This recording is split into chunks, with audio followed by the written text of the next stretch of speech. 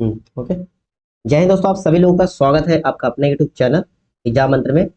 Good evening सभी को, good evening. जितने भी लोग जुड़ते जा रहे हो सभी लोग ना शेयर करते चलिए। प्रैक्टिस सेट होगा यूथ पब्लिकेशन बुक से, ठीक है। और यूथ पब्लिकेशन बुक से आपका करीबन मैंने 50 प्लस प्रैक्टिस सेट करा दिया है। और सारे क्लासों के लिंक जो आपको डिस्क्रिप्शन में मिल जाएंगे, देख लीजिएगा, ठीक है। चलिए, क्वेश्चन नंबर 5 देखते हैं। आप लोग शेयर कर दीजिए कुछ लोगों को जोड़ी क्लास में, और साथ साथ आंसर भी कमेंट करते रहिएगा, है ना। आप लोग अपने स्कोर भी शेयर करिएगा, लास्ट में आपका स्कोर क्या बनता है। देखिए क्वेश्चन नंबर आपका फर्स्ट क्या है। क्वेश्चन नंबर आपका फर्स्ट पूछा है, दांतों की जो वर्धित की इनलार्ज छवि को देखने के लिए दंत चिकित्सक, ठीक है, जो डेंटिस्ट होता है, चिकित्सक द्वारा उपयोग किया जाता है कौन सा दर्पण यूज करती है। अवतल दर्पण, उत्तल दर्पण, वाइफोकल दर्पण या फिर सादा दर्पण। ये पूछा आपसे, ठीक है। लेंस के बारे में दर्पण वाला क्वेश्चन। देखिए दर्पण पूछा है कि जो डेंटिस्ट होता है दांतों की वर्धित की लार्ज लार्ज करके इमेज को लार्ज करके देखने के लिए किस प्रकार का दर्पण का प्रयोग करती है। देखिए जो छोटे वस्तु की अगर बड़ा प्रति में बड़ा इमेज बनाना तो अवतल दर्पण का प्रयोग किया जाता है। आपका ऑप्शन जो है पहला करेक्ट आंसर हो जाएगा, ऑप्शन फर्स्ट। क्लियर है। चलिए फिर नेक्स्ट क्वेश्चन देखते हैं। आप लोग कमेंट करते रहिएगा, सही आंसर आएगा तो। देखिए कम टाइम में हम मैक्सिमम क्वेश्चन सॉल्व करने की कोशिश करेंगे, ठीक है ना। आपके 38 क्वेश्चन है, हम 30 मिनट से पहले क्लास फिनिश करना चाहेंगे। और आप लोग भी घर बैठे प्रैक्टिस सेट सॉल्व करते हो, उस समय भी ये चीज टारगेट रखिएगा कि आपका जीएस का पोर्शन जो है करीबन 25 से लेकर 30 मिनट के बिटवीन हो जाना चाहिए। देखिए क्वेश्चन नंबर सेकंड क्या है। क्वेश्चन नंबर सेकंड आपका प्रकाश वर्ष किसका मापन करता है। प्रकाश वर्ष किसका मापन करता है, यानी कि प्रकाश वर्ष किसकी इकाई है। दूरी की, गति की, ऊर्जा की या फिर भार का। बताइए क्वेश्चन नंबर सेकंड का आंसर क्या होगा। प्रकाश वर्ष। प्रकाश वर्ष क्या है पहले ये जानिए। प्रकाश वर्ष क्या होता है। प्रकाश वर्ष निर्वात में प्रकाश के द्वारा एक वर्ष में चली गई जितना दूरी होता है उसको हम प्रकाश वर्ष कहते हैं। यानी कि प्रकाश वर्ष जो है किसकी मात्रक है, दूरी की मात्रक है। ऑप्शन हमारा पहला जो करेक्ट आंसर है। अगर आपसे पूछे एक प्रकाश वर्ष से कितने के बराबर होता है, एक प्रकाश वर्ष, ध्यान रखिएगा ये आ जाता है कई बार। एक प्रकाश वर्ष बराबर आपका 9.47, ठीक है, गुना 10 की घात आपका 15, ठीक है, मीटर। आपके ये एक प्रकाश वर्ष की दूरी हो गया 9.46 इंटू 10⁻15 मीटर। ध्यान रखिएगा ये हमारा एक प्रकाश वर्ष की वैल्यू है। चलिए नेक्स्ट क्वेश्चन देखते हैं। नेक्स्ट हमारा क्वेश्चन होगा क्वेश्चन नंबर थर्ड। देखिए क्वेश्चन नंबर थर्ड क्या पूछा। सांची स्तूप का निर्माण किसने करवाया। सांची का स्तूप है उसका निर्माण किसने करवाया। चंद्रगुप्त मौर्य ने, बिंदुसार ने, या अशोक ने, या फिर कौटिल्य ने। बताइए क्वेश्चन नंबर थर्ड का आंसर क्या होगा। देखिए सांची का स्तूप जो है, सांची का स्तूप कहाँ पर है, ये आपकी एमपी में पड़ता है, इनके मध्य प्रदेश, मध्य प्रदेश के अगर आपके जिले पूछे तो कौन सा जिले में, मध्य प्रदेश के रायसेन जिले में। कहाँ पर, रायसेन जिले में पड़ता है ये आपके सांची का स्तूप। अब आपसे पूछा कि ये जो है सांची का स्तूप किसने बनवाया था, तो आपका आंसर होगा सम्राट अशोक ने बनवाया था। ऑप्शन आपका सी जो करेक्ट आंसर है। सम्राट अशोक ने जो है तीसरी शताब्दी में बनाया था, तीसरी शताब्दी में। चलिए नेक्स्ट क्वेश्चन देखते हैं, क्लियर है तो। नेक्स्ट हमारा क्वेश्चन होगा क्वेश्चन नंबर आपका 4। देखिए क्वेश्चन नंबर आपका 4 क्या है। निम्नलिखित में से भारतीय नेपोलियन किसे माना जाता है कि भारत का नेपोलियन कौन है। चंद्रगुप्त मौर्य, समुद्रगुप्त, अशोक या फिर हर्षवर्धन। बताइए क्वेश्चन नंबर आपका 4 का आंसर क्या होगा। भारत का नेपोलियन यानी कि भारतीय नेपोलियन किसे कहा जाता है। देखिए इसमें जो है चंद्रगुप्त प्रथम के जो उत्तराधिकारी, चंद्रगुप्त प्रथम के जो उत्तराधिकारी इनके उनका पुत्र समुद्रगुप्त को जो है भारत का नेपोलियन कहा जाता है। ऑप्शन आपका बी जो इसमें करेक्ट आंसर होगा, ऑप्शन बी, ठीक है। इतिहासकार स्मिथ ने जो है समुद्रगुप्त को भारत का नेपोलियन कहा था। चलिए नेक्स्ट क्वेश्चन देखते हैं। नेक्स्ट हमारा क्वेश्चन होगा क्वेश्चन नंबर 5। 5 क्या पूछा आपसे, किस मकबरे को अहमदाबाद का एक्रोपोलिस, अहमदाबाद का एक्रोपोलिस कहा जाता है, किस मकबरे को। लोधी गार्डन, या फिर अहमदुल्ला का मकबरा, या फिर हुमायूं का मकबरा, या फिर सरखेज रोजा। क्वेश्चन नंबर 5 का आंसर क्या होगा। किस मकबरे को जो है अहमदाबाद का एक्रोपोलिस कहा जाता है, तो इसमें आपका आंसर हो जाएगा ऑप्शन नंबर डी, सरखेज रोजा, ठीक है। ऑप्शन आपका डी जो है करेक्ट आंसर होगा। सरखेज रोजा मकबरा जो है अहमदाबाद का एक्रोपोलिस कहा जाता है इसे। और इसके निर्माण की बात करते हैं तो इसके निर्माण किसने करवाया, तो आप ध्यान रखिएगा मुगल शासक, मुगल मुगल शासक कौन, मुगल शासक आपके अहमद शाह ने बनाया था, अहमद शाह। चलिए भैया नेक्स्ट क्वेश्चन देखते हैं। नेक्स्ट हमारा क्वेश्चन होगा क्वेश्चन नंबर आपका 6। देखिए क्वेश्चन नंबर 6 क्या है। कुएं का पानी शुद्ध करने के लिए, जो कुएं का पानी होता है शुद्ध करने के लिए डैश गैस प्रयोग की जाती है, यानी कि कुएं का पानी का शुद्धिकरण किससे किया जाता है। ऑक्सीजन से, अमोनिया से, क्लोरीन से, या फिर नाइट्रोजन से। देखिए जो गंदा पानी होता है या कुएं का पानी को शुद्ध करने के लिए पहले जो काफी यूज किया करते थे, ठीक है, गवर्नमेंट की तरफ से गोली भी आया करते थे। अभी तो धीरे धीरे इसको खत्म कर दिया, आप हर घर पे आरओ वगैरह लगा लेते हैं। तो कुएं का पानी शुद्ध करने के लिए कौन सा गैस प्रयोग करते हैं, क्लोरीन। क्लोरीन होगा आपका आंसर, ऑप्शन आपका सी जो करेक्ट आंसर होगा, ऑप्शन सी, ठीक है, क्लोरीन का प्रयोग किया जाता है। चलिए फिर नेक्स्ट क्वेश्चन देखते हैं।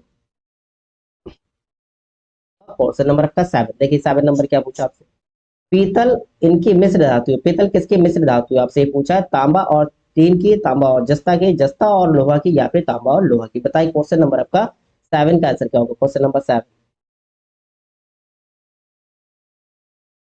पीतल जो है क्या, अलॉय है, मिश्र धातु है ना, मिश्र धातु है। तो मिश्र धातु है तो आपसे पूछा पीतल जो एक मिश्र धातु है, इसको बनाने के लिए कौन कौन से धातु का मिक्सर किया जाता है। तो आप ध्यान रखिएगा, इसमें जो है दो धातु आपके तांबा और जस्ता, तांबा और जस्ता को मिलाया जाता है। ऑप्शन आपका बी जो इसमें करेक्ट आंसर होगा। ठीक है, इसमें जो है तांबा आपका 66% होता है और जस्ता 34% होता है। ठीक है, इन दोनों को मिक्स करके मिश्र धातु पीतल तैयार की जाती है। चलिए भैया नेक्स्ट क्वेश्चन देखते हैं, अगर क्लियर है तो। ओके चलिए नेक्स्ट हमारा क्वेश्चन होगा क्वेश्चन नंबर 8। क्वेश्चन नंबर 8 क्या है, राष्ट्रीय आपदा प्रबंधन प्राधिकरण का अध्यक्ष कौन होता है। ठीक है, राष्ट्रीय आपदा प्रबंधन प्राधिकरण का अध्यक्ष कौन होता है, नीति आयोग का उपाध्यक्ष, या फिर प्रधानमंत्री जी, या फिर राष्ट्रपति जी, या फिर सबसे वरिष्ठ सेना प्रमुख जो है। बताइए क्वेश्चन नंबर 8 का आंसर क्या होगा, राष्ट्रीय आपदा प्रबंधन प्राधिकरण का अध्यक्ष कौन होता है। ये ध्यान रखिएगा, इसके अध्यक्ष कौन होते हैं, प्रधानमंत्री जी होता है। ऑप्शन नंबर आपका बी जो है करेक्ट आंसर हो जाएगा। चलिए भैया नेक्स्ट क्वेश्चन, नेक्स्ट आपका क्वेश्चन देखते हैं, क्वेश्चन नंबर 9। 9 आपका है, किस तुर्क सुल्तान द्वारा खून और लोहे की नीति अपनाई गई। किस तुर्क सुल्तान द्वारा खून और लोहे की नीति अपनाई गई थी, इल्तुतमिश द्वारा, महमूद गजनबी, या फिर अलाउद्दीन खिलजी, या फिर बलबन। बताइए क्वेश्चन नंबर 9 का आंसर क्या होगा,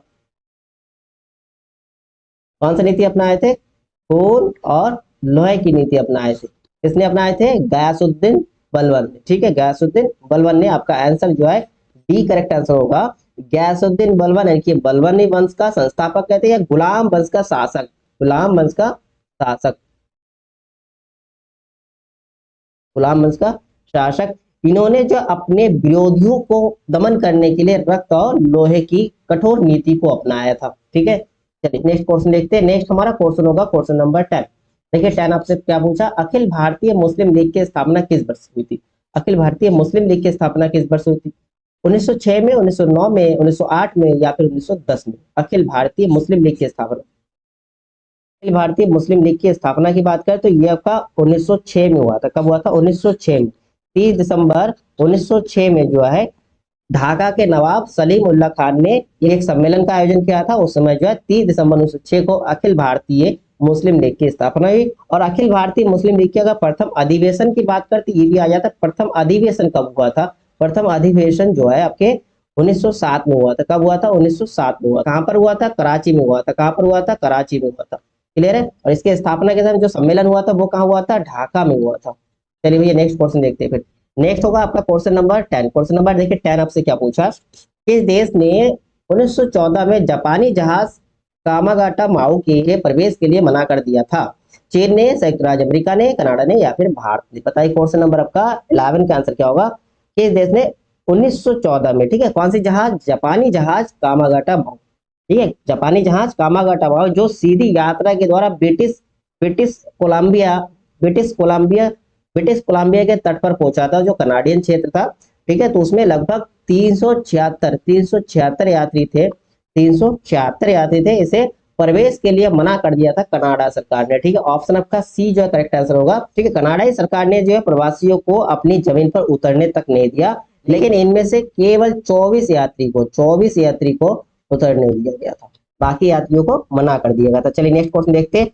नेक्स्ट हमारा क्वेश्चन होगा क्वेश्चन नंबर 12। क्वेश्चन नंबर 12 क्या है, संस्कृत किस प्रदेश की दूसरी राजकीय भाषा है। बहुत इंपॉर्टेंट क्वेश्चन है, ध्यान रखिएगा। संस्कृत जो है किस प्रदेश की दूसरी राजकीय भाषा है, कर्नाटक, उत्तर प्रदेश, बिहार, या फिर उत्तराखंड। देखिए उत्तर प्रदेश का तो प्रथम आपका हिंदी, दूसरी पूछे तो दूसरी ध्यान रखिएगा उत्तर प्रदेश संबंधित उर्दू, दूसरी क्या है, उर्दू। और आपसे पूछा संस्कृत जो है किस प्रदेश की दूसरी राजकीय, तो आपका उत्तराखंड होगा। उत्तराखंड का दूसरी राजकीय भाषा कौन सा है, संस्कृत है।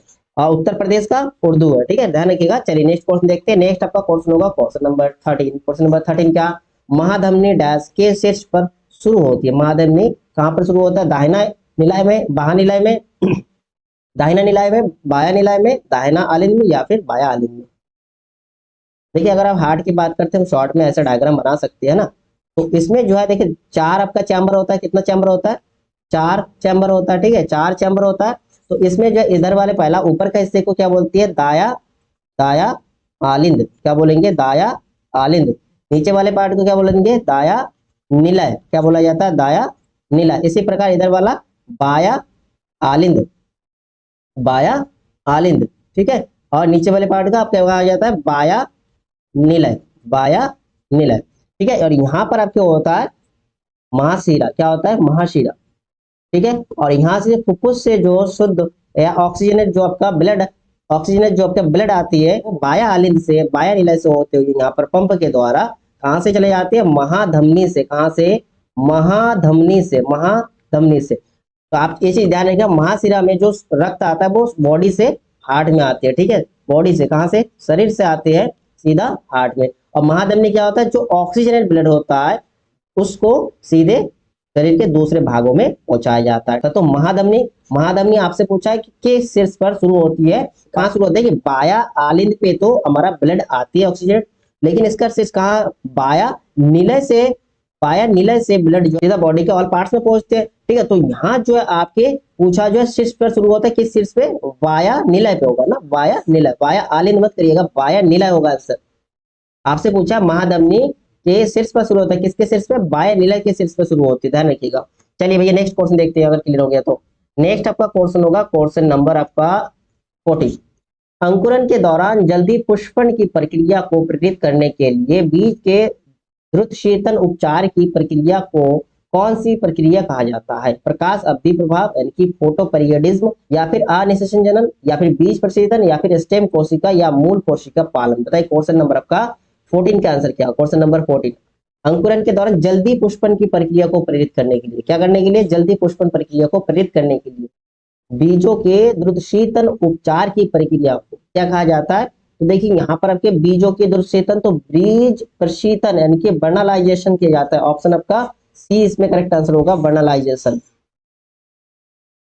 क्लियर है। चलिए नेक्स्ट क्वेश्चन हमारा, नेक्स्ट होगा क्वेश्चन नंबर 15। क्वेश्चन नंबर 15 क्या है, पेड़ के बाद अंडाशय डैश में परिवर्तित, अंडाशय किस में परिवर्तित हो जाता है, बीज में, पुष्प, केसर में, जायांग में, या फिर फल में, ठीक है। पेड़ पौधों में जो निषेचन के बाद अंडाशय जो है, अंडाशय किस में चेंज हो जाते हैं, तो आप ध्यान रखिएगा, अंडाशय जो फल में चेंज हो जाता है, फल में परिवर्तित हो जाती है, ठीक है, फल में परिवर्तित हो जाते हैं। और देखिए अंडाशय के अंदर जो है स्थित बीजांड में जो है बीज का निर्माण होता है, ध्यान रखिएगा। बीजांड की बात करते हैं तो बीजांड में जो है किसका निर्माण होता है, बीज का निर्माण होता है। क्लियर है। अंडाशय फल में परिवर्तित होता है और बीजांड में बीज तैयार होता है। चलिए नेक्स्ट क्वेश्चन देखते हैं। नेक्स्ट हमारा क्वेश्चन होगा क्वेश्चन नंबर आपका 16। नेशनल स्टॉक एक्सचेंज यानी कि आपका एनएसई का मुख्यालय कहाँ है, चेन्नई, दिल्ली, मुंबई, या फिर बेंगलुरु। बताइए क्वेश्चन नंबर 16 का आंसर क्या होगा, नेशनल स्टॉक एक्सचेंज जो कि भारत का सबसे बड़ा स्टॉक एक्सचेंज है, इसका मुख्यालय पूछा है तो ध्यान रखिए मुंबई होगा, मुंबई आपका आंसर होगा। और इसकी अगर स्थापना की बात करते हैं तो इसकी स्थापना कब हुआ था, 1992 में हुआ था, 1992 में हुआ था। चलिए नेक्स्ट क्वेश्चन देखते हैं। नेक्स्ट हमारा क्वेश्चन होगा क्वेश्चन नंबर आपका 17 क्या, मध्य प्रदेश में खेती की विधि झूम कृषि को डैश भी कहा जाता है, झूम खेती को किस नाम से और किस नाम से जानते हैं मध्य प्रदेश में, रोका, पेंडा, दहिया, या फिर क्रोहा। क्वेश्चन नंबर 17 का आंसर बताइए, क्वेश्चन नंबर 17। देखिए मध्य प्रदेश में जो झूम खेती होता है इस विधि को किस नाम से जानते हैं, दहिया कहा जाता है। ऑप्शन आपका सी जो है करेक्ट आंसर होगा, ऑप्शन सी। क्लियर है। चलिए नेक्स्ट क्वेश्चन देखते हैं। नेक्स्ट आपका क्वेश्चन होगा क्वेश्चन नंबर आपका 18। धान कहाँ की मुख्य फसल है, धान कहाँ की मुख्य फसल है। आपके अगर राज्य की बात करते, देखिए राज्य की बात करते हैं तो आपका पश्चिम बंगाल आंसर आता। यहाँ आपका देश देख रखा किस देश का मुख्य फसल है, भारत का, रूस का, चीन का, या फिर जापान का। बताइए क्वेश्चन नंबर आपका 18 का आंसर क्या होगा, धान कहाँ की मुख्य फसल है। तो इसमें जो आपका आंसर होगा चीन, चीन होगा, ठीक है। चीन जो प्रथम नंबर में आता है धान के फसल के लिए, ठीक है। अब भारत का दूसरा नंबर आता है, तो भारत का दूसरा, सेकंड, ठीक है। द्वितीय स्थान भारत का, प्रथम स्थान चीन का है। चलिए भैया नेक्स्ट क्वेश्चन देखते हैं। नेक्स्ट आपका question number 19। Zone of arc, zone of arc स्थित है कहाँ पर, फ्रांस में, इटली में, ब्रिटेन में, स्पेन। तो जोन ऑफ आर्क जो है ये कहाँ स्थित है, तो ध्यान रखिएगा जोन ऑफ आर्क जो है ये फ्रांस में स्थित है। कहाँ पर है, फ्रांस में। ऑप्शन आपका पहला जो करेक्ट आंसर होगा। जोन ऑफ आर्क जो है फ्रांस की एक देशभक्त महिला थी, ठीक है। ये जो जोन ऑफ आर्क स्थित है ये स्थान जो है, ये जो है जोन ऑफ आर्क फ्रांस की एक देशभक्त महिला थी जो अपने राष्ट्र की आजादी के लिए अंग्रेजों से लड़ते हुए वीर गति प्राप्त की थी, ठीक है। क्लियर है। चलिए नेक्स्ट क्वेश्चन देखिए। ओके, चलिए नेक्स्ट क्वेश्चन देखते हैं। नेक्स्ट आपका क्वेश्चन होगा क्वेश्चन नंबर 20। प्रेयरी या फिर प्रेयरीज डैश में शीतोष्ण घास के मैदान होते हैं उत्तरी अमेरिका में, दक्षिण अमेरिका में, अफ्रीका में या फिर एशिया में। प्रेयरीज जो है शीतोष्ण घास मैदान होते कहाँ पर, ये आपसे पूछा, तो इसमें आपका आंसर होगा उत्तरी अमेरिका में। कहाँ पर? उत्तरी अमेरिका। ऑप्शन आपका पहला जो करेक्ट आंसर होगा ये उत्तरी अमेरिका के कनाडा और संयुक्त राज्य अमेरिका में फैले हुए घास के मैदान जो उसको प्रेयरी घास कहते हैं, ध्यान रखिएगा। चलिए नेक्स्ट क्वेश्चन देखते हैं। नेक्स्ट आपका क्वेश्चन होगा क्वेश्चन नंबर 21। निम्नलिखित में से कौन सा भारत का सबसे स्थिर पठार है? स्थिर, ठीक है, सबसे स्थिर पठार पूछा है। मालवा पठार, छोटा नागपुर का, या फिर दक्कन पठार, या फिर अमरकंटक पठार। क्वेश्चन नंबर 21 का आंसर क्या होगा? भारत का सबसे स्थिर पठार की बात कर रहे हैं तो आप बताइए क्वेश्चन नंबर का 21 का आंसर होगा। ठीक है, भारत का सबसे स्थिर पठार पूछा आपसे तो इसका आंसर क्या होगा? दक्कन का पठार। ऑप्शन आपका सी जो है करेक्ट आंसर होगा, दक्कन का पठार। चलिए नेक्स्ट क्वेश्चन देखते हैं। नेक्स्ट हमारा क्वेश्चन होगा क्वेश्चन नंबर 22। क्वेश्चन नंबर 22 क्या है? चित्रकूट जलप्रपात भारत के किस राज्य में स्थित है? चित्रकूट जलप्रपात भारत के किस राज्य में स्थित है? झारखंड, उत्तराखंड, छत्तीसगढ़ या फिर मेघालय। 22 का आंसर कमेंट करिए। चित्रकूट जलप्रपात कहाँ स्थित है? तो आप ध्यान रखिए छत्तीसगढ़ में। कहाँ पर है? छत्तीसगढ़ में। कहाँ पर है? छत्तीसगढ़ राज्य के कौन से जिले में? बस्तर जिले में। ठीक है, बस्तर जिले में छत्तीसगढ़ के चित्रकूट जलप्रपात। ठीक है, और ये जलप्रपात कौन सी नदी पे? इंद्रावती नदी पे। ठीक है, इंद्रावती नदी पर स्थित है। चलिए नेक्स्ट क्वेश्चन देखते हैं। नेक्स्ट हमारा क्वेश्चन होगा क्वेश्चन नंबर 23। 23 आपका क्या है? संयुक्त राष्ट्र महासचिव एंटोनियो गुटेरस किस देश के प्रधानमंत्री थे? संयुक्त राष्ट्र महासचिव एंटोनियो गुटेरस किस देश के प्रधानमंत्री थे? स्पेन, पुर्तगाल, ब्राजील या फिर मैक्सिको। बताइए क्वेश्चन नंबर 23 का आंसर क्या होगा? पहले तो देखिए यहाँ पर एक क्वेश्चन क्लियर हो रहा है। संयुक्त राष्ट्र का महासचिव कौन है?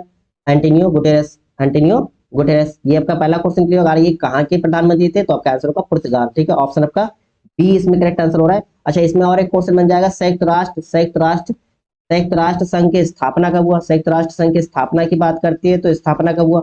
ये काफी आता है, ध्यान रखिएगा। 24 अक्टूबर 1945 में हुआ था। 1945 में हुआ था। 1945 में 24 अक्टूबर 1945 में जो संयुक्त राष्ट्र संघ की स्थापना हुआ था। और इसके मुख्यालय पूछते, देखो मुख्यालय तो लास्ट टाइम भी आया था क्वेश्चन। मुख्यालय कहाँ है? मुख्यालय न्यूयॉर्क शहर में। ठीक है, न्यूयॉर्क शहर में, न्यूयॉर्क शहर में। चलिए नेक्स्ट क्वेश्चन देखते हैं, हमारा क्लियर हो गया। तो नेक्स्ट आपका क्वेश्चन होगा क्वेश्चन नंबर आपका 24।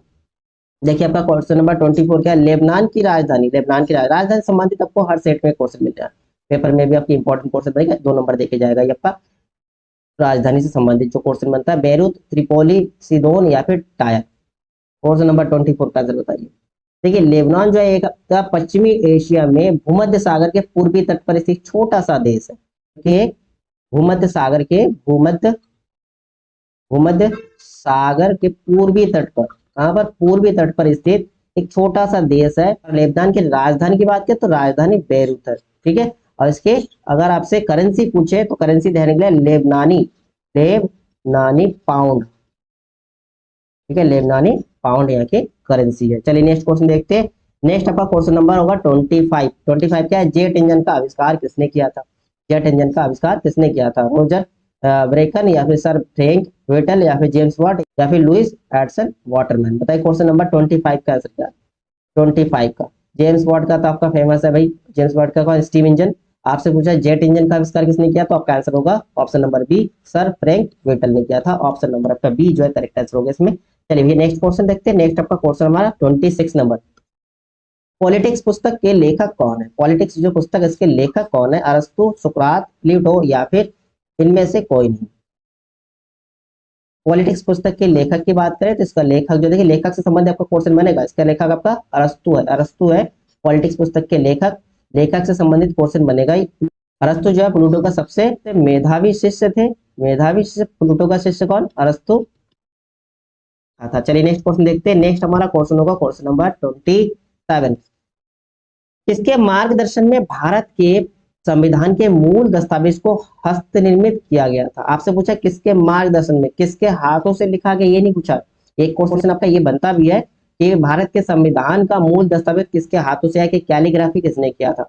यहाँ आपसे पूछा है किसके मार्गदर्शन में भारत के संविधान का मूल दस्तावेज को हस्तनिर्मित किया गया? रविंद्रनाथ टैगोर के, रविंद्रनाथ टैगोर, विनोद बिहारी मुखर्जी या फिर नंदलाल बोस। बताइए क्वेश्चन नंबर 27 का आंसर क्या होगा? ठीक है, लास्ट क्लास में मैंने बताया था, ठीक है, ये वाला कि किसके मार्गदर्शन में किया गया था भारतीय संविधान के मूल दस्तावेज को हस्तनिर्मित? तो नंदलाल बोस, नंदलाल बोस। आपका ऑप्शन नंबर जो डी है ये आपके करेक्ट आंसर होगा। सर आपसे अगर कैलीग्राफी की बात करते हैं किसने अपने हाथों से लिखा था, तो आपका आंसर आ जाएगा प्रेम बिहारी, प्रेम बिहारी नारायण रायजादा जी। ठीक है, इनके हाथों द्वारा लिखे गए थे।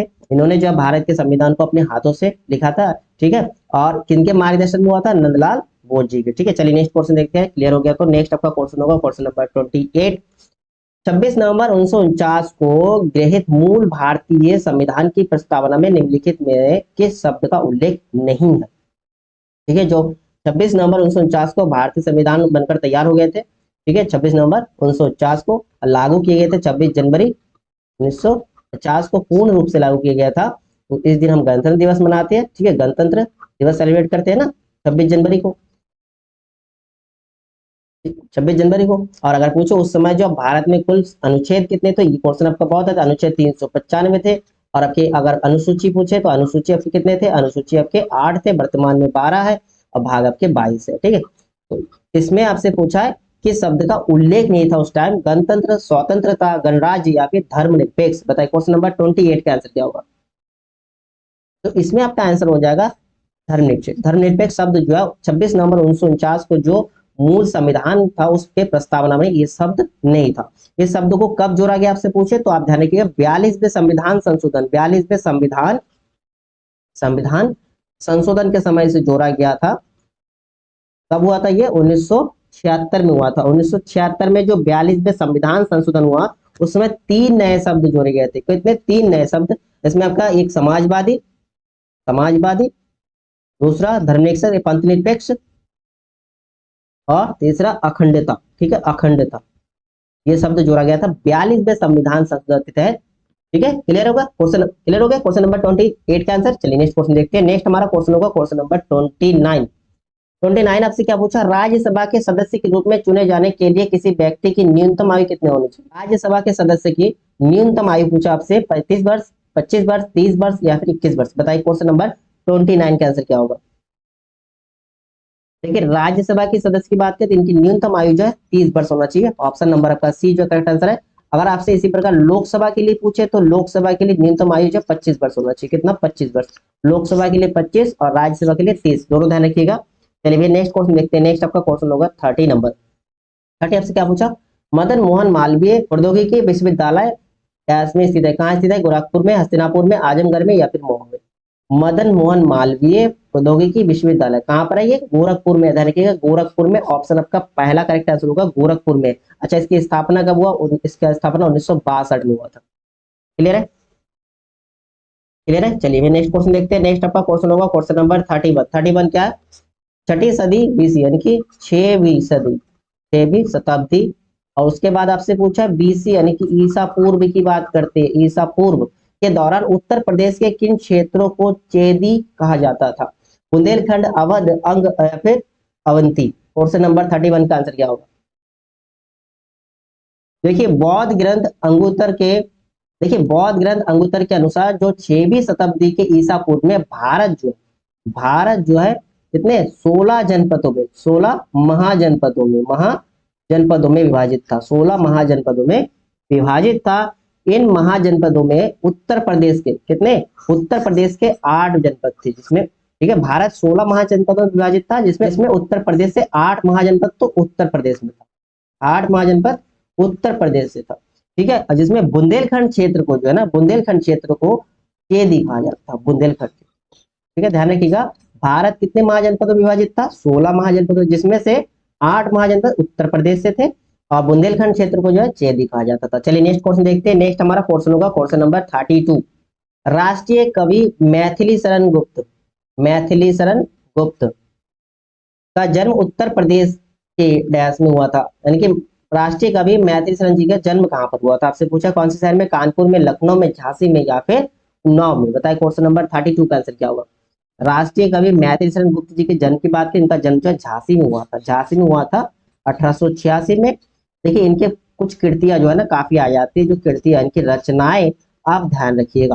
पहला तो पंचवटी ये आती है, काफी ध्यान रखिएगा पंचवटी। ठीक है, पंचवटी। दूसरा आपके साकेत, साकेत, कौन सा साकेत, फिर जयद्रथ, जयद्रथ वध, जयद्रथ वध, फिर यशोधरा, ये तो बहुत आता है, यशोधरा, यशोधरा, फिर आपके एक आता है जय भारत, जय भारत। ठीक है, ये मैथिली शरण गुप्त द्वारा लिखी गई प्रमुख रचनाएं जो आपके एग्जाम में देखने को मिल सकती है, ध्यान रखिएगा। इनकी रचनाएं पंचवटी, साकेत, जयद्रथ वध, यशोधरा, जय भारत। ठीक है, चलिए नेक्स्ट क्वेश्चन देखते हैं। नेक्स्ट आपका क्वेश्चन होगा क्वेश्चन नंबर 33। 33 आपसे क्या पूछा है, भारत की आजादी के बाद सिविल सेवा के पहले प्रमुख कौन थे? भारत की आजादी के बाद, ठीक है, सिविल सेवा के प्रमुख कौन थे? सिकंदर वक्त, गोविंद नारायण, AR पिल्ले या फिर BR Krishna Iyer. Question number 33 का आंसर क्या होगा? आजादी के बाद सिविल सेवा के प्रमुख यानी कि कैबिनेट सचिव कौन थे? NR पिल्ले जी थे। ठीक है, ऑप्शन आपका सी करेक्ट आंसर हो जाएगा, ऑप्शन सी। चलिए नेक्स्ट क्वेश्चन देखते हैं। नेक्स्ट आपका क्वेश्चन होगा 34 नंबर। 34 नंबर क्या है? माघ मेला डैश के दिन शुरू होता है? कौन से दिन शुरू होता है माघ मेला? मकर संक्रांति, बसंत पंचमी, महाशिवरात्रि या फिर अक्षय तृतीया? बताइए क्वेश्चन नंबर 34 का आंसर क्या होगा? देखिए माघ मेला जो है कहाँ पर लगते हैं? प्रयागराज में। प्रयागराज में प्रत्येक वर्ष माघ माह में, कौन सी माह में? माघ माह यानी कि जनवरी में, जनवरी में सुन। और जो इसके शुरुआत की बात है तो माघ महीने में मकर संक्रांति के दिन, कौन से दिन? मकर संक्रांति दिन जो है इसके शुरू होती है। और यहाँ पर जो है प्रयागराज में जो है, प्रयागराज में जो है प्रत्येक 6 वर्ष में, 6 वर्ष में अर्धकुंभ का मेला लगता है। कौन सी? अर्धकुंभ, अर्धकुंभ। और प्रत्येक 12 वर्ष में जो है, 12 वर्ष में जो है महाकुंभ का मेला लगते हैं। ठीक है, महाकुंभ मेला लगते हैं। क्लियर है? चलिए नेक्स्ट क्वेश्चन देखते हैं। नेक्स्ट चलिए नेक्स्ट क्वेश्चन देखते हैं। नेक्स्ट आपका क्वेश्चन होगा क्वेश्चन नंबर 35। क्वेश्चन नंबर 35 क्या पूछा आपसे? क्वेश्चन नंबर 35 है हॉकी दिग्गज मेजर ध्यानचंद का जन्म कहाँ हुआ? दिग्गज मेजर ध्यानचंद, हॉकी के जादूगर के नाम से भी इन्हें जानते हैं। मेजर ध्यानचंद जी का जन्म कहाँ हुआ था? कानपुर, लखनऊ, मेरठ या फिर इलाहाबाद? तो ये ध्यान रखिएगा, इनका जन्म जो है कहाँ हुआ था? इनका जन्म जो है इलाहाबाद में हुआ था, इलाहाबाद, इनका प्रयागराज में। ऑप्शन आपका डी जो है करेक्ट आंसर है। देखिए आपका एक क्वेश्चन आता है, इनके जो है इनके नाम से खेल दिवस मनाया जाता है। खेल दिवस प्रत्येक वर्ष कब होता है? 29 अगस्त को। ठीक है, 29 अगस्त का इनका जन्मदिन है। 29 अगस्त, 29 अगस्त ना हुआ था, तो 29 अगस्त को प्रत्येक वर्ष खेल दिवस के रूप में भी मनाया जाता है। देखिए मेजर ध्यानचंद जो है 3 बार ओलंपिक के स्वर्ण पदक जीतने वाले भारतीय हॉकी टीम के सदस्य रहे। ठीक है, 3 बार स्वर्ण पदक जीतने वाले। चलिए नेक्स्ट क्वेश्चन देखते हैं। नेक्स्ट आपका क्वेश्चन होगा क्वेश्चन नंबर आपका 36। हाल ही में जारी एक रिपोर्ट के अनुसार उत्तर प्रदेश का भारत की जीडीपी में कितना योगदान है? ठीक है, भारत की जीडीपी में उत्तर प्रदेश का योगदान, भारत की जीडीपी कितना है? 5.6%, 6.5%, 7% या फिर 9.5%? बताइए क्वेश्चन नंबर आपका 36 का आंसर क्या होगा? हाल ही में जारी एक रिपोर्ट के अनुसार, ठीक है, देखिए भारत के जीडीपी का उत्तर प्रदेश का योगदान अगर पूछे तो उत्तर प्रदेश का योगदान 9.5%, 9.5% है भारत की जीडीपी में उत्तर प्रदेश का योगदान। चलिए नेक्स्ट क्वेश्चन देखते हैं। नेक्स्ट आपका क्वेश्चन होगा क्वेश्चन नंबर 37। हाल ही में किस राज्य में गंगा डॉल्फिन को अपना जलीय जीव घोषित किया? गंगा डॉल्फिन, ठीक है, गंगा डॉल्फिन को ना, गंगा डॉल्फिन को जो है 2009 में भारत सरकार ने राष्ट्रीय जीव घोषित किया था। भारत सरकार ने, भारत सरकार ने राष्ट्रीय जीव घोषित किया था, राष्ट्रीय जीव घोषित किया गया था। ठीक है, लेकिन आपसे यहाँ पूछा किस राज्य ने गंगा डॉल्फिन को अपना जलीय जीव घोषित किया? उत्तर प्रदेश, महाराष्ट्र, राजस्थान या फिर गोवा? तो इसमें आपका आंसर होगा, देखिए इंपॉर्टेंट है, उत्तर प्रदेश। उत्तर प्रदेश ने जो घोषित किया अपना जलीय जीव घोषित किया गंगा डॉल्फिन को। और 2009 में जो भारत सरकार ने अपना राष्ट्रीय जीव भी गंगा डॉल्फिन को घोषित किया था। चलिए नेक्स्ट क्वेश्चन देखते हैं। नेक्स्ट हमारा क्वेश्चन होगा क्वेश्चन नंबर 38 नंबर। हाल ही में उत्तर प्रदेश के किस शहर में नौसेना के शौर्य संग्रहालय का शिलान्यास किया गया? सहारनपुर, लखनऊ, ग्रेटर नोएडा या फिर प्रयागराज? बताइए क्वेश्चन नंबर 38 का आंसर क्या होगा? उत्तर प्रदेश के शहर, यानी कि ये भी उत्तर प्रदेश संबंधित क्वेश्चन है करंट अफेयर्स का। तो नौसेना के शौर्य संग्रहालय का शिलान्यास किया गया, कहाँ किया गया था? ये आप जाने कि लखनऊ में किया गया, लखनऊ में किया गया। ऑप्शन आपका बी करेक्ट आंसर है, लखनऊ में किया गया। मुख्यमंत्री आपका जो मुख्यमंत्री योगी आदित्यनाथ जी, ठीक है, मुख्यमंत्री द्वारा, योगी आदित्यनाथ जी द्वारा। क्लियर है? चलिए आप लोग शेयर कर दीजिए, देखते हैं नेक्स्ट प्रैक्टिस सेट क्या है। देखिए प्रैक्टिस सेट का क्लास आए तो आप सभी लोग कमेंट जरूर करते रहिएगा। ठीक है, अपने स्कोर जरूर बताइए लास्ट में क्लास, क्योंकि अभी तो आप लोगों को फुल प्रिपरेशन है, आप लोगों का स्कोर भी अच्छा खासा बनना चाहिए ना। तो देखिए क्वेश्चन नंबर फर्स्ट क्या है? क्वेश्चन नंबर फर्स्ट क्या है? ठीक है, गोलाकार दर्पण की परावर्तक सतह के केंद्र क्या कहा जाता है? वक्रता का केंद्र, मुख्य अक्ष, ध्रुव या फिर आपके वक्रता की त्रिज्या? बताइए क्वेश्चन नंबर आपका फर्स्ट का आंसर क्या होगा?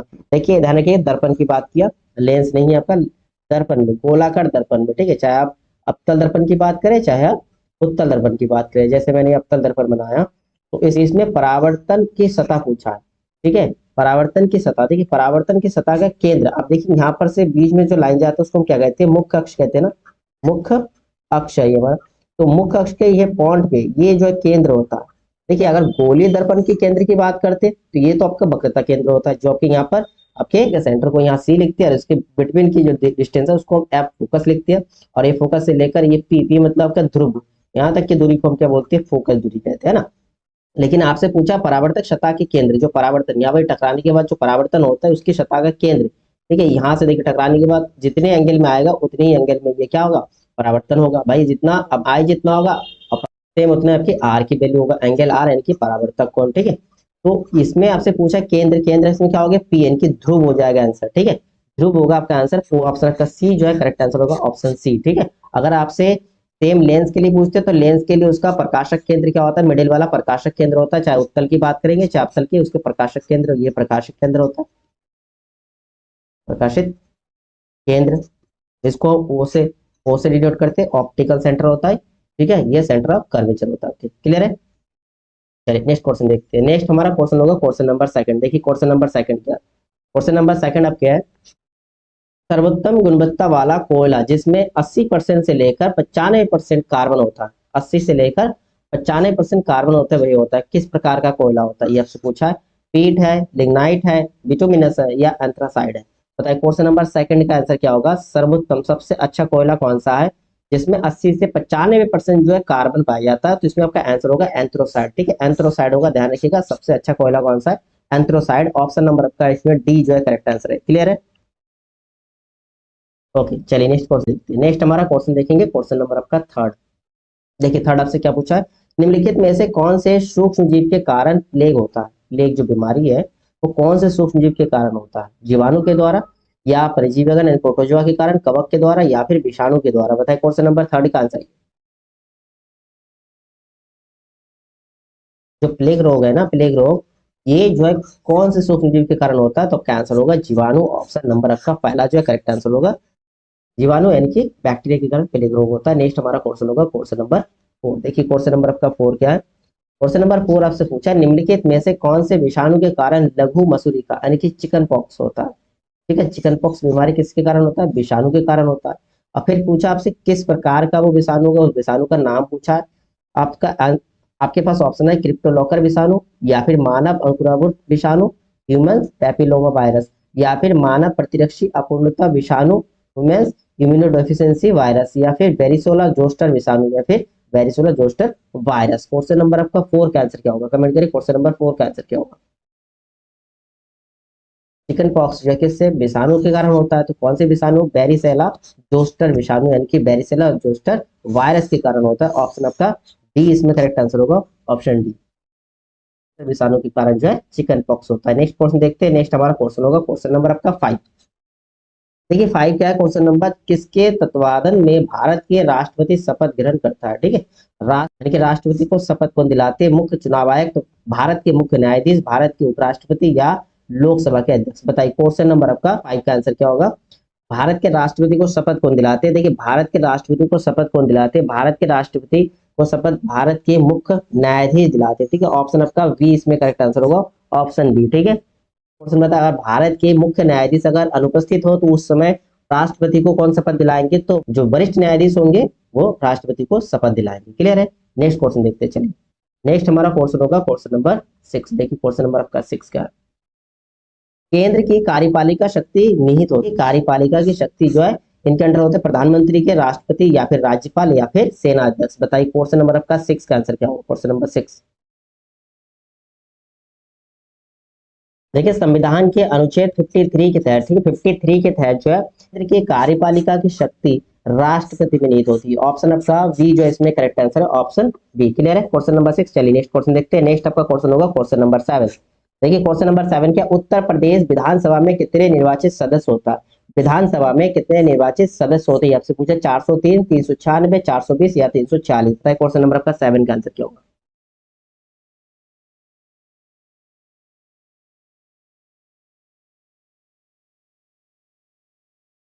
देखिए उत्तर प्रदेश में विधानसभा में सीटों की बात करें तो विधानसभा में 403 सीट है, ठीक है, 403 तीन, 403, यानी कि उत्तर प्रदेश में विधानसभा में निर्वाचित सदस्य की बात करते हैं तो 403 होगा। ऑप्शन नंबर आपका पहला जो है करेक्ट आंसर होगा इसमें। नेक्स्ट क्वेश्चन देखते हैं। नेक्स्ट आपका क्वेश्चन होगा क्वेश्चन नंबर 8। क्वेश्चन नंबर आपका 8 क्या है? अनिलवार किस राजवंश की राजधानी थी? अनिलवार किस राजवंश की राजधानी थी? राष्ट्रकूट या फिर मित्र का राजवंश या पाल राजवंश या सोलंकी राजवंश? बताइए क्वेश्चन नंबर आपका 8 का आंसर क्या होगा?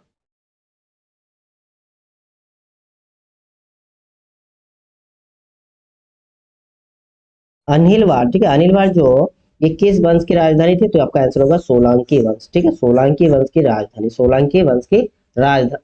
और अगर राष्ट्रकूट वंश की राजधानी की बात करें तो मांडलिक। पौल राजवंश की राजधानी आपका पौल राजवंश की मुंगेर, मुंगेर थी।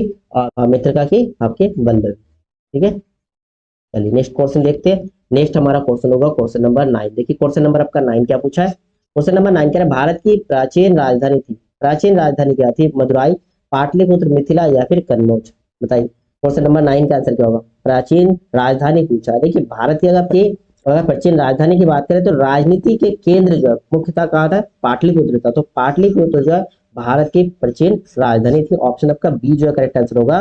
प्राचीन भारत के राजनीति का केंद्र होने के कारण ही पाटलिपुत्र को भारत का प्राचीन राजधानी कहा जाता है। क्लियर है? चलिए नेक्स्ट क्वेश्चन देखते हैं। नेक्स्ट हमारा क्वेश्चन होगा क्वेश्चन नंबर आपका 10। क्वेश्चन नंबर 10 आपका क्या? अल्बुकर्क ने गोवा को डैश से अधिग्रहित किया? बीजापुर के सुल्तान से, अंग्रेजों से या हैदराबाद के नवाब से या कृष्णदेव राय से? ठीक है, अल्बुकर्क ने गोवा पर अधिग्रहण किया। अधिग्रहण किया किससे? बीजापुर के सुल्तान से, अंग्रेजों से, हैदराबाद के नवाब से या कृष्णदेव राय से? बताइए क्वेश्चन नंबर आपका 10 का आंसर क्या होगा? देखिए अल्बुकर्क ने गोवा को ना बीजापुर के सुल्तान से, जैसे बीजापुर के सुल्तान से अधिग्रहित किया था। कर्क ने जो है 1510 में गोवा में विजय प्राप्त किया, गोवा को जीता। उसके बाद जो है 1511 में फिर मलक्का पर विजय प्राप्त किया, मलक्का पर। ठीक है, चलिए नेक्स्ट क्वेश्चन देखते हैं। नेक्स्ट हमारा क्वेश्चन होगा क्वेश्चन नंबर 11। देखिए क्वेश्चन नंबर 11 आपसे क्या पूछा? दक्षिण भारत के मालाबार क्षेत्र में किस वर्ष में मोफला विद्रोह हुआ? मोफला विद्रोह कहां पर हुआ? दक्षिण भारत के मालाबार क्षेत्र में। कब हुआ आपसे ये पूछा? 1919 में, 9 में, 21 में या 1934 में? 11 का आंसर बताइए क्वेश्चन नंबर 11। दक्षिण भारत के मालाबार क्षेत्र में, ठीक है, मालाबार क्षेत्र में जो है किस वर्ष जो है मोफला विद्रोह हुआ? तो आपका आंसर होगा 1911 में। कब हुआ था? 1911 में, ठीक है, जिसके नेतृत्व किसने किया? अली मुस्लियार खान ने। चलिए नेक्स्ट क्वेश्चन देखते हैं। नेक्स्ट हमारा क्वेश्चन होगा क्वेश्चन नंबर आपका 12। क्वेश्चन नंबर 12 क्या है? सर सैयद अहमद खान ने निम्नलिखित में से किस संगठन को स्थापित किया? सर सैयद अहमद खान ने निम्नलिखित में से किस संगठन को स्थापित किया? खिलाफत आंदोलन, इंडियन नेशनल एसोसिएशन या फिर all India Mohammedan education conference या फिर अखिल भारतीय मजलिस ए इत्तेहादुल मुस्लिमीन? बताइए क्वेश्चन नंबर आपका 12 का आंसर क्या होगा? सर सैयद अहमद खान ने जो है निम्नलिखित में से किस संगठन की स्थापना किया? तो इसमें आपका आंसर हो जाएगा option number C, all India Mohammedan education conference. ठीक है, ऑप्शन सी इसमें करेक्ट आंसर हो जाएगा क्वेश्चन नंबर 12 का। क्लियर है? तो इसकी स्थापना 1886 में किया गया था, 1886 में। चलिए नेक्स्ट क्वेश्चन देखते हैं। नेक्स्ट हमारा क्वेश्चन होगा क्वेश्चन नंबर आपका 13। देखिए 13 नंबर क्वेश्चन आपसे क्या पूछा? राष्ट्रीय कृषि और ग्रामीण विकास बैंक यानी कि नाबार्ड, नाबार्ड का मुख्य कार्यालय कहाँ पर स्थित है? मुख्य कार्यालय भोपाल में, मुंबई में, पुणे में या फिर आपके चेन्नई में? क्वेश्चन नंबर 13 का आंसर कमेंट करिए। राष्ट्रीय कृषि और ग्रामीण विकास बैंक यानी कि आपका नाबार्ड की स्थापना की बात करते हैं। इसकी स्थापना कब हुआ? तो पहले स्थापना के बारे में बात करते हैं, तो स्थापना आपको हुआ 12 जुलाई 1982 में, 1982 में हुआ। और इसके मुख्यालय कहाँ है? आपसे मुख्यालय पूछा, मुख्य कार्यालय कहाँ है? मुंबई में, मुंबई में। आपका ऑप्शन आपका बी जो है करेक्ट आंसर हो गया। क्लियर है? चलिए नेक्स्ट क्वेश्चन देखते हैं। नेक्स्ट हमारा क्वेश्चन होगा क्वेश्चन नंबर 14। 14 नंबर क्वेश्चन आपसे क्या पूछा? 1969 में कितनी बैंकों का राष्ट्रीयकरण हुआ? 1969 में कितने बैंकों का राष्ट्रीयकरण हुआ आपसे पूछा। ठीक है, देखिए 1969 में जब बैंकों के 14, 15, 16 या फिर 20, तो इसमें आपका आंसर हो जाएगा 14 बैंकों का राष्ट्रीयकरण हुआ। कितने बैंकों का? 14 बैंकों का राष्ट्रीयकरण हुआ था 1969 में। ठीक है, इसके बाद जो आपके 2019 में भी, 2019 में भी बैंकों का राष्ट्रीयकरण हुआ था। तो अगर पूछे तो आप ध्यान रखिए 10 बड़े बैंकों का, 10 बड़े सार्वजनिक बैंकों का राष्ट्रीयकरण किया गया था 2019 में। ठीक है, क्लियर है? चलिए नेक्स्ट क्वेश्चन देखते हैं। नेक्स्ट आपका क्वेश्चन होगा क्वेश्चन नंबर आपका 15। 15 नंबर क्या क्वेश्चन है आपके? निम्नलिखित में से कौन सा एक शहर वाला देश है? केवल एक शहर है, कौन से देश में? सिंगापुर में, कंबोडिया या फिर बहरीन या फिर अर्जेंटीना? बताइए क्वेश्चन नंबर 15 का आंसर क्या होगा? इसमें से कौन सा देश है जिसमें एक शहर है? एक शहर वाला देश पूछा आपका, तो इसमें आंसर हो जाएगा आपका सिंगापुर। ठीक है, Singapore. Option C, option first जो आपका करेक्ट आंसर हो गया। चलिए नेक्स्ट क्वेश्चन देखते हैं। नेक्स्ट हम पहुंचेंगे क्वेश्चन नंबर आपका 16 है, गैलापागोस द्वीपों का एक द्वीप समूह किसके पश्चिम में स्थित है? किसके पश्चिम में है? दक्षिण अमेरिका या फिर न्यूजीलैंड या फिर ऑस्ट्रेलिया या फिर उत्तरी अमेरिका। गैलापागोस द्वीपों का एक समूह है तो किसके पश्चिम में स्थित है, ये आपसे पूछा, तो आप ध्यान रखिए दक्षिण अमेरिका के पश्चिम में स्थित है। दक्षिण अमेरिका के पश्चिम में, ऑप्शन आपका पहला जो है करेक्ट आंसर है क्वेश्चन नंबर आपका 16 का। ठीक है, चलिए नेक्स्ट क्वेश्चन आपका, नेक्स्ट आपका क्वेश्चन होगा क्वेश्चन नंबर 17। देखिए, पेंगुइन पक्षी कहाँ पाया जाता है? पेंगुइन पक्षी जो है वो कहाँ पाया जाता है? अफ्रीका में, उत्तरी अमेरिका में, अंटार्कटिका में या दक्षिण अमेरिका में? देखिए, पेंगुइन पक्षी जो है ठंडे स्थलों में, ठीक है, ठंडे स्थलों में पाए जाते हैं। तो आप बताइए इसमें आंसर क्या होगा? अफ्रीका होगा, उत्तरी अमेरिका होगा, अंटार्कटिका होगा या फिर दक्षिण अमेरिका होगा? पेंगुइन पक्षी, तो इसमें अगर ठंडी स्थान की बात करें तो आपका अंटार्कटिक होगा ना, अंटार्कटिक का ऑप्शन आपका सी जो है करेक्ट आंसर होगा। क्लियर है? चलिए फिर नेक्स्ट क्वेश्चन देखते हैं। नेक्स्ट आपका क्वेश्चन होगा क्वेश्चन नंबर आपका 18। क्वेश्चन नंबर 18 आपसे क्या पूछा? निम्नलिखित में से कौन सा शहर जो है गोदावरी नदी के किनारे स्थित नहीं है? स्थित नहीं है, ठीक है, इनमें से कौन सा शहर जो है गोदावरी नदी के किनारे स्थित नहीं है? नासिक, नवसारी, नांदेड़ या फिर निजामाबाद? बताइए क्वेश्चन नंबर 18 का आंसर क्या होगा? क्वेश्चन नंबर 18, देखिए नासिक, नवसारी और निजामाबाद, ये तीनों जो है गोदावरी नदी के, देखिए, किनारे स्थित है। जबकि नांदेड़ की बात करें, ये जो है गोदावरी नदी के किनारे स्थित नहीं है। नांदेड़ जो है, नांदेड़ शहर कहाँ पर है? नांदेड़ शहर आपके कौन से नदी के किनारे है? नांदेड़ शहर ध्यान रखिएगा पूर्णा नदी के किनारे। कौन सी नदी? पूर्णा नदी।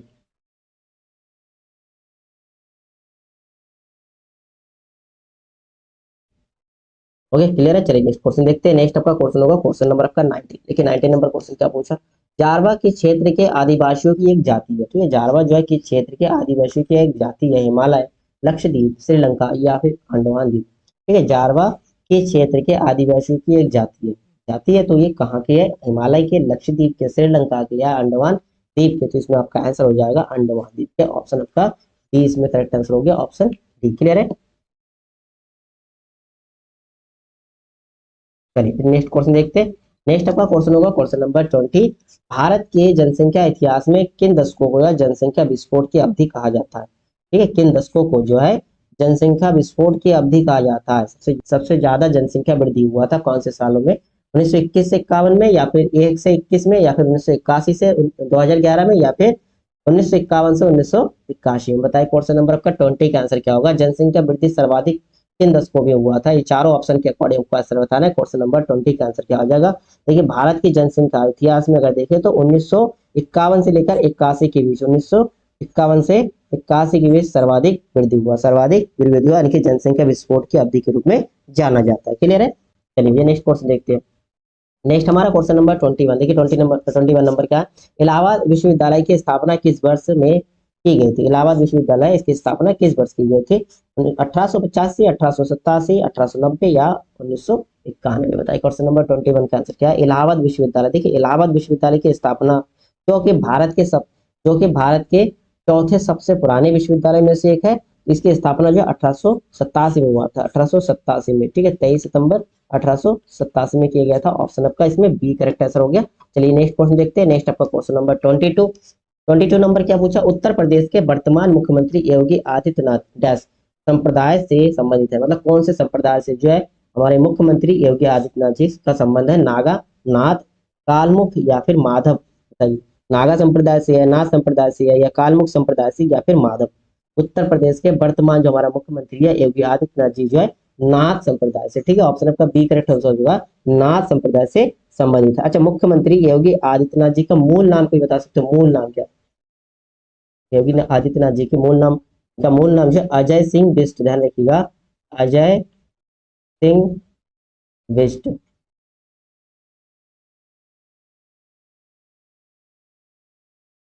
ठीक है, और इनका जन्म जो है कहाँ हुआ? उत्तराखंड में। कहाँ हुआ? उत्तराखंड में जन्म हुआ इनका। चलिए नेक्स्ट क्वेश्चन देखते हैं। नेक्स्ट हमारा क्वेश्चन होगा क्वेश्चन नंबर 23। क्वेश्चन नंबर 23 क्या है? आगरा की मोती मस्जिद का निर्माण डैश द्वारा करवाया गया था? अकबर, शाहजहां, औरंगजेब या फिर दारा सिकोई? बताए क्वेश्चन नंबर 23 का आंसर क्या होगा? तो स्पीड मेंटेन करिएगा, ठीक है, कम टाइम में हम पूरा प्रैक्टिस सेट खत्म करेंगे। जीएस का प्रैक्टिस सेट आप अप्रॉक्स 30 मिनट से पहले पहले हो जाना चाहिए।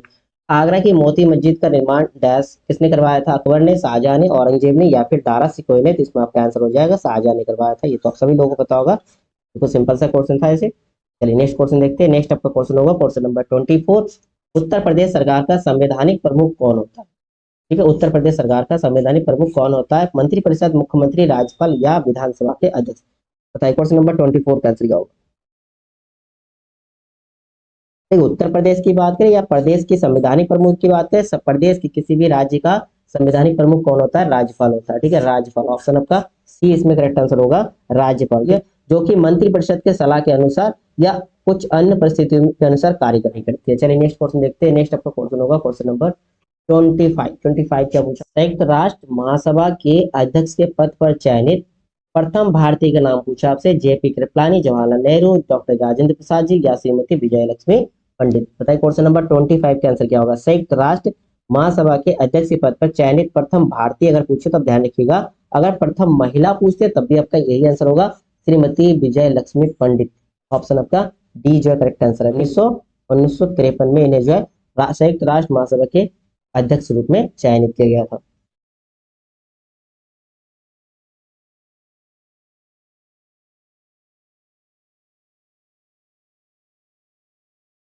क्लियर है? चलिए नेक्स्ट क्वेश्चन देखते हैं। नेक्स्ट आपका क्वेश्चन होगा क्वेश्चन नंबर आपका 26। देखिए क्वेश्चन नंबर आपका 26 का पूछा आपसे। भारत का सिलिकॉन वैली है नई दिल्ली, चेन्नई, मंगलुरु या फिर हैदराबाद? बताइए क्वेश्चन नंबर 26 का आंसर क्या होगा? भारत का सिलिकॉन, देखिए भारत का सिलिकॉन मंगलुरु को कहते हैं ना, मंगलुरु। ऑप्शन आपका सी करेक्ट आंसर होगा। कर्नाटक राज्य की जो राजधानी है कौन है? बेंगलुरु। भारत की सिलिकॉन वैली के नाम से भी उसे जाना जाता है, ध्यान रखिएगा। क्योंकि देखिए यहाँ पर जो है सर्वाधिक मात्रा में सूचना प्रौद्योगिकी कंपनी स्थापित है। आंसर हो गया। चलिए नेक्स्ट क्वेश्चन देखते हैं। नेक्स्ट आपका क्वेश्चन होगा क्वेश्चन नंबर 27 क्या? वेनेजुएला की राजधानी। देखिए राजधानी संबंधित आपका हर सेट में क्वेश्चन मिलता है। निकोसिया, सान सल्वाडोर या फिर कीटो या फिर रखे काराकस? बताइए क्वेश्चन नंबर 27 का आंसर क्या होगा? वेनेजुएला की राजधानी पूछा है, राजधानी, तो आप ध्यान रखिएगा।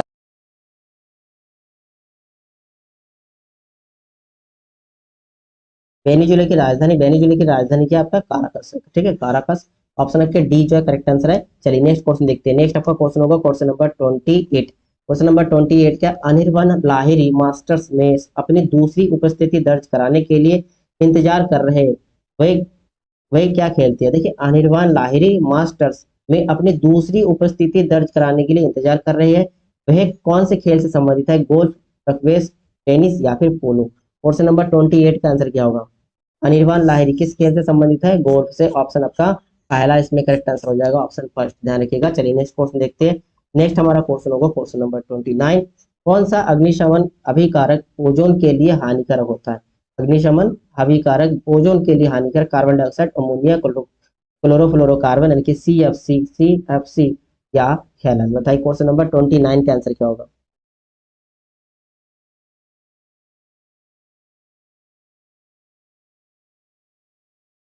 इसमें से जो कौन सा जो अभिकारक है ओजोन परत के लिए हानिकारक?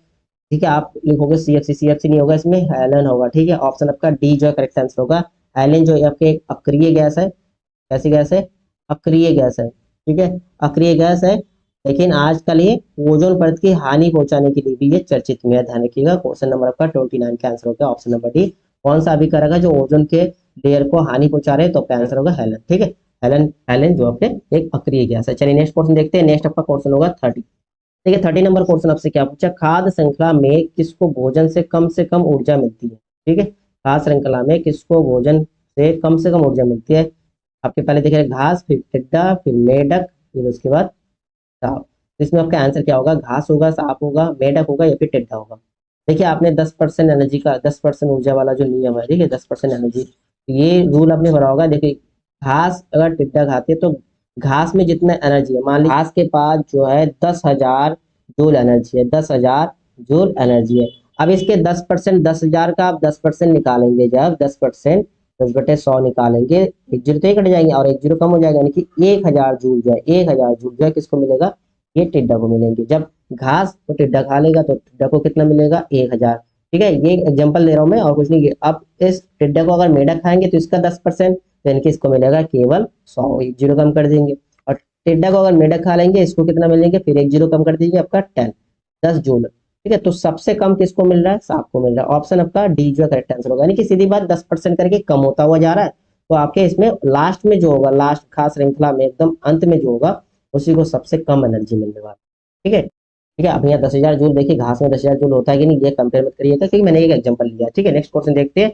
नेक्स्ट हमारा क्वेश्चन होगा क्वेश्चन नंबर आपके 31। 31 क्या, उत्तर प्रदेश के राज्य के चिन्ह में नहीं है। नहीं है आपसे पूछा है, मछलियां, धनुष, तीर या फिर मोर। देखिए आप देखिए उत्तर प्रदेश के राज्य के चिन्ह नहीं है आपके, तो इसमें धनुष तो होता है। ठीक है, धनुष तो होता है।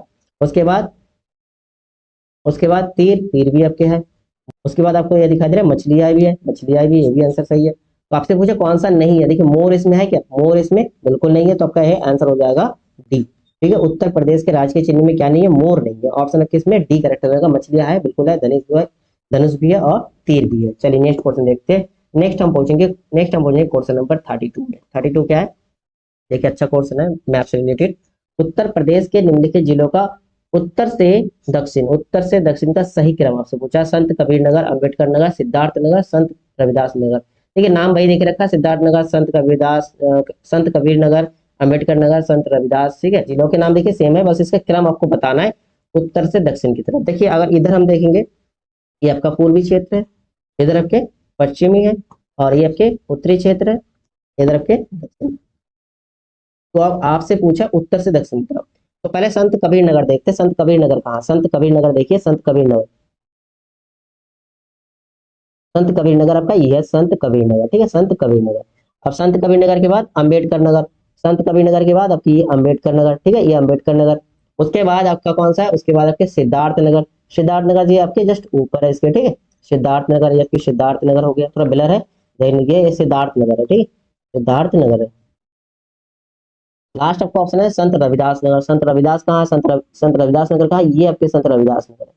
ठीक है, तो यहाँ जो आपसे पूछा है तो इसका क्रम बताना है आपको। कौन सा क्रम बताना है, उत्तर से दक्षिण की तरफ। उत्तर से दक्षिण की तरफ, उत्तर की तरफ सबसे पहले क्या है, सिद्धार्थ नगर पहले है, और लास्ट में क्या है, सिद्धार्थ नगर के बाद इधर आपको कौन सा, संत कबीर नगर, फिर अंबेडकर, फिर लास्ट में आपका संत रविदास। अब देखिए इसके क्रम में संत पहले तो इसके क्रम देखिए, सबसे पहले तो सिद्धार्थ नगर, देखिए संत कबीर पहले नहीं होगा, सिद्धार्थ नगर ये ऑप्शन है, डी भी नहीं होगा, और आपके सी भी नहीं हो रहा है। देखिए सिद्धार्थ नगर पहले, उसके बाद कबीर नगर, सिद्धार्थ नगर, फिर कबीर नगर, फिर उसके बाद अंबेडकर नगर, बिल्कुल सही है। उसके बाद लास्ट में आपके बिल्कुल दक्षिण की तरफ आपको रविदास नगर। आपके ऑप्शन आपके बी इसमें करेक्ट आंसर होगा, बी करेक्ट आंसर हो जाएगा। ठीक है, उत्तर प्रदेश मैप का आप ध्यान रखिएगा, मैप से रिलेटेड क्वेश्चन आपके बन सकता है। चलिए नेक्स्ट क्वेश्चन देखते हैं आपका। नेक्स्ट आपका क्वेश्चन होगा क्वेश्चन नंबर 33। ठीक है, ये बहुत इजी क्वेश्चन है। उत्तर प्रदेश गैस का सबसे बड़ा उत्पादक, किसका सबसे बड़ा उत्पादक है, केले का, अमरूद का, आम का, या फिर पपीते का। उत्तर प्रदेश बताइए, क्वेश्चन नंबर आपका 33 का आंसर क्या है। ठीक है, उत्पादक में नंबर 1, नंबर 2, 3 नंबर तक ध्यान रखिएगा जरूर। ठीक है, स्टेट के हिसाब से आप जरूर ध्यान रखिएगा, और जिलों में का एक जिला एक उत्पाद वाला जो ट्रेंड चल रहा था, ठीक है, उसका मैं आप वीडियो लेके आऊंगा जल्दी। कल या परसों उस क्लास में रखते हैं, एक उत्पाद एक जिला वाला, वो वीडियो आप देख लीजिएगा। ठीक है, वो भी बनता है जिलों से संबंधित, कौन से जिले इस वस्तु के उत्पादन के लिए फेमस है, ये आपसे पूछ सकते हैं क्वेश्चन। तो इसमें पूछा आपसे उत्तर प्रदेश डैश का सबसे बड़ा, किसका सबसे बड़ा उत्पादक है, किस हो जाएगा, आम। ठीक है, उत्तर प्रदेश आम का सबसे बड़ा उत्पादक है। ऑप्शन नंबर आपके सी जो है करेक्ट आंसर होगा। अच्छा, आम से रिलेटेड एक क्वेश्चन बनता है, ये लास्ट एग्जाम में मेरे ख्याल से आया था, आम का वैज्ञानिक नाम पूछती है, तो आप ध्यान रखिएगा मैग्नीफेरा इंडिका। ठीक है, मैग्नीफेरा, मैग्नीफेरा इंडिका,